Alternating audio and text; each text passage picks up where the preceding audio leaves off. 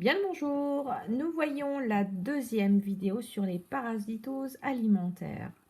Donc un petit rappel, nous avions vu le ténia notamment du bœuf, donc tu retrouveras la vidéo dans ce lien qui va s'afficher.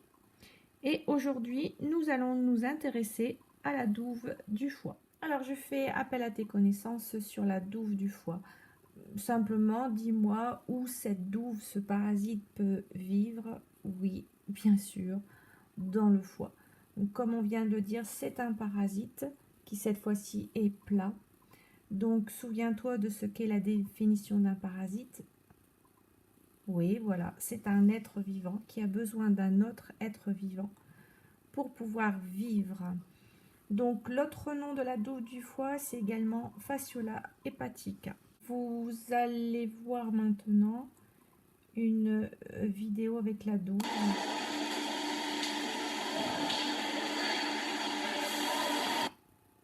Donc on la voit très bien se balader. Et ensuite ici, vous allez la voir qu'elle est en train de sortir, c'en est une autre. Donc en fait, ce foie est envahi. Ce foie de bœuf est envahi de douve. Donc aussi, on regarde de nouveau la première. Voilà. Ici, on voit qu'elle se sauve. Donc voilà, tu as vu une douve en live sur un foie de bœuf. Elle est donc plate, donc c'est un verre plat qui mesure entre 1,5 et 3 cm de long. Donc ceci, tu vas noter dans un instant sur ton cahier à la suite.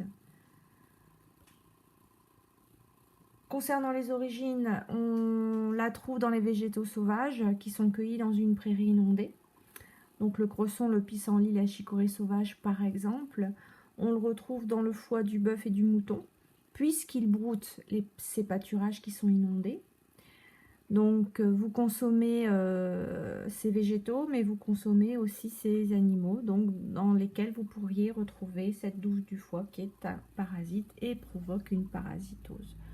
On voit bien ici la douve.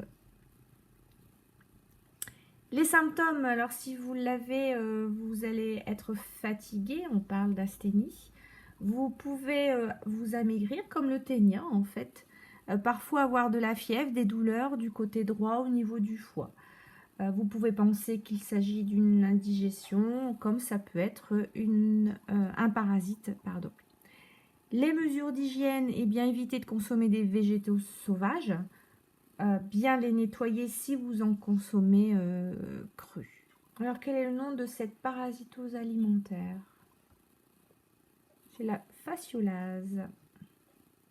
Alors nous allons voir maintenant ensemble une vidéo qui explique ce cycle alimentaire en plus de ce schéma.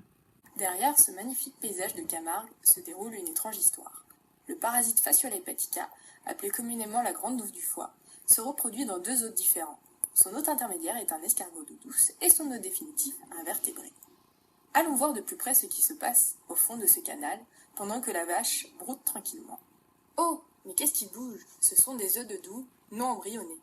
Le contact avec l'eau va leur permettre de s'embryonner. Ils vont alors se transformer en larves ciliées appelées miracidium. Les miracidium cherchent les traces des escargots. Ils passent à l'attaque. L'un des escargots est infecté. L'autre a réussi à s'enfuir. Laissons un peu de temps s'écouler et retrouvons notre escargot. Il a l'air énorme, mais que se passe-t-il à l'intérieur? Ah, la douve est en train d'accomplir sa reproduction asexuée. Le miracidium s'est transformé en sporocyte, qui ensuite a donné 2 rédis. Chaque rédis va donner plusieurs dizaines de cercaires.